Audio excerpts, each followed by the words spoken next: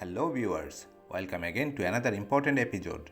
Today I will show you very lucrative script to invest based on cup and handle trading strategy. Following this strategy, you may invest for long time because this strategy is very reliable and consistent.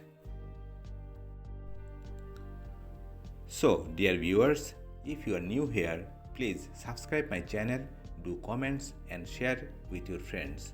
And I will continue to give you profitable script to earn money. Life is very easy, huh?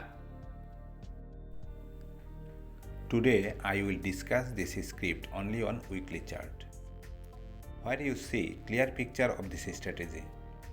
Please look here.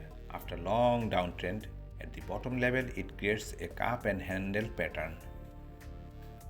For creating this pattern, this script takes 8 months. That means 32 weeks. So it is very strong. After breaking out, we may see very strong uptrend. If we look volume, wow, what a collection. More volume, price increasing, and when correction, look the volume level very low. Now we check Fibonacci level of handle, 38.2%. Excellent. This is an ideal cup and handle pattern.